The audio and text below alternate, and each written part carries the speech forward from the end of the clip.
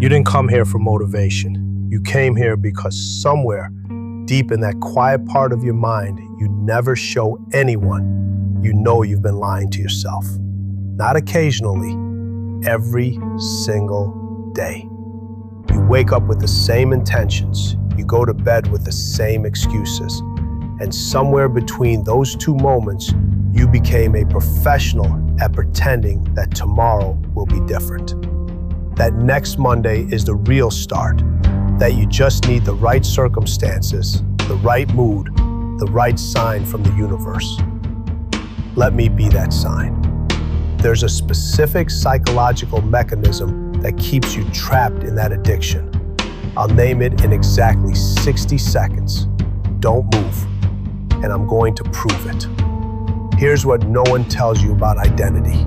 Your brain is not trying to help you grow. It's trying to keep you safe.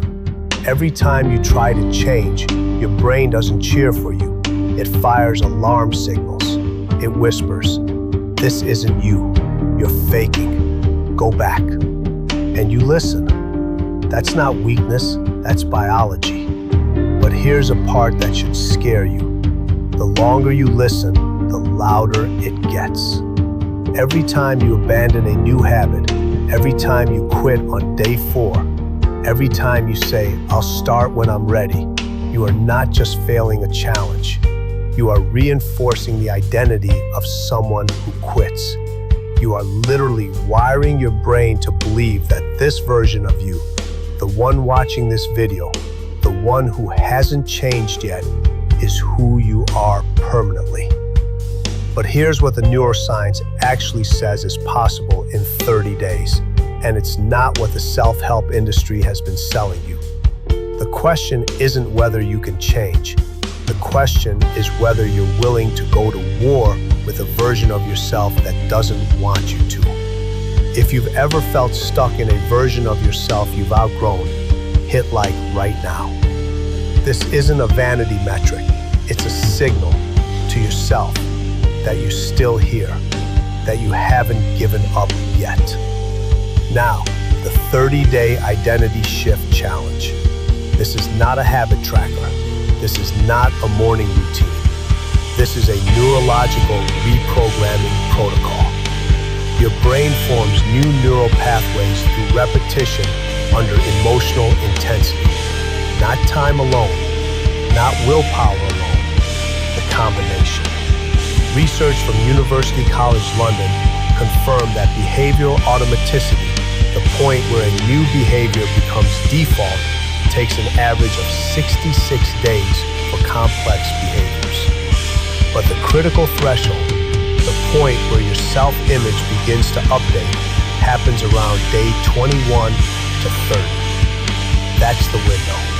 That's when the brain starts retiring the old identity map and drafting a new one. The 30-day identity shift challenge works on 3 simultaneous layers. Behavioral, what you do.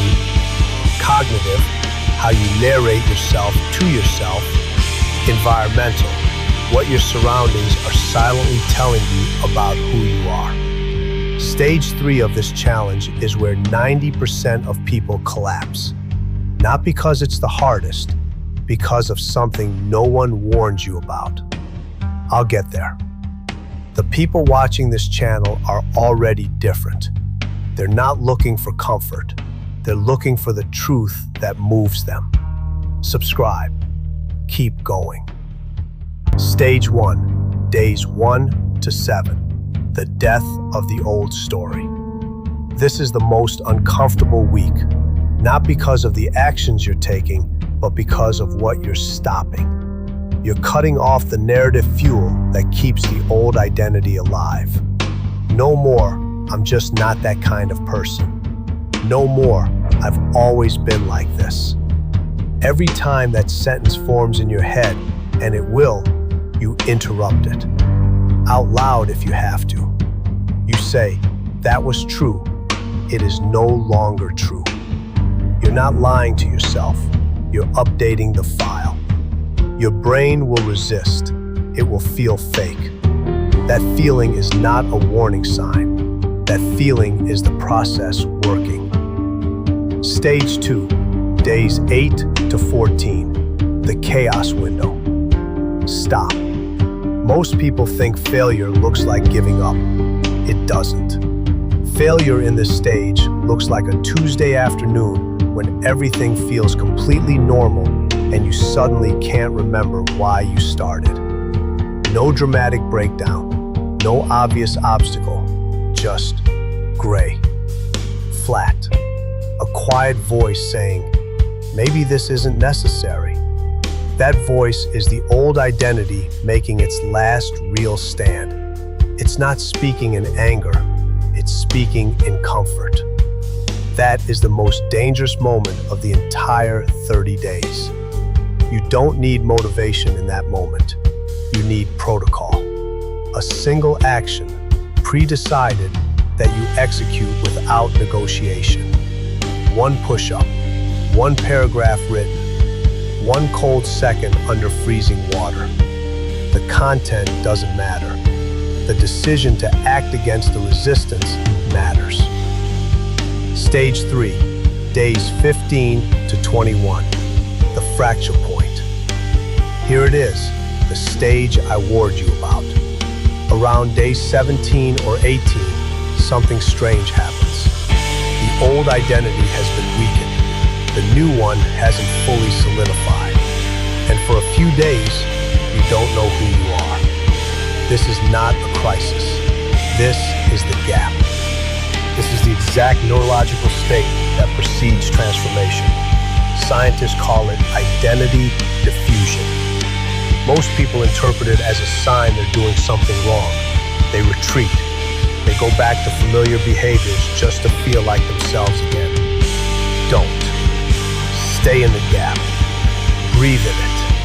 It is the most fertile psychological territory you will ever stand in. On the other side of it is not who you are trying to become. It's who you actually are. Pause for 1 second. Write one word in the comments that describes who you are becoming. Not who you were, not who you hope to be someday. Who you are becoming right now. One word. Drop it. Stage 4, days 22 to 27, the solidification. The new neural pathways are hardening. Your default reactions are starting to change. Not dramatically, subtly. You notice you don't reach for the old escape routes as automatically. You notice you're narrating yourself differently, internally, without even trying. The work is beginning to work beneath the surface of your awareness. This is the stage where most people make a fatal mistake. They ease up. They think the hard part is over. They start negotiating rest days and exceptions. Don't.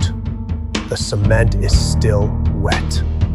This is the moment you double down, not relax. Stage 5, days 28 to 30, the arrival. You will not feel like you expect it to feel. There will be no explosion of clarity, no dramatic realization, just a quiet morning where you look in the mirror and notice, this is different. Not because of what you see, because of who is doing the looking. That's the shift.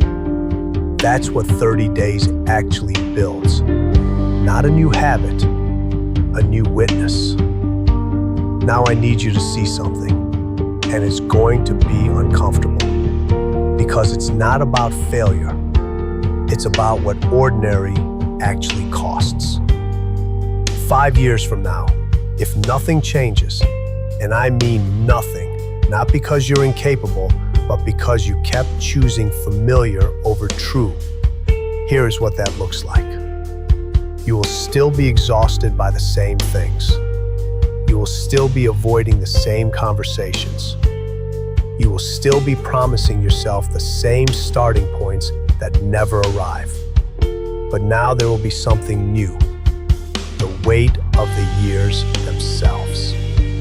And the most devastating part is not the regret. It's the adaptation. That silence is the real death. Not the dramatic failure, not the crash, the silence. You have 30 days. That's all. 1 month. 1 war with 1 enemy. The comfortable, familiar, slowly suffocating version of you that has had control for too long. The challenge starts the moment you decide it does. Not Monday, not tomorrow morning, now. Because the person you're becoming doesn't wait for the right moment. They make the moment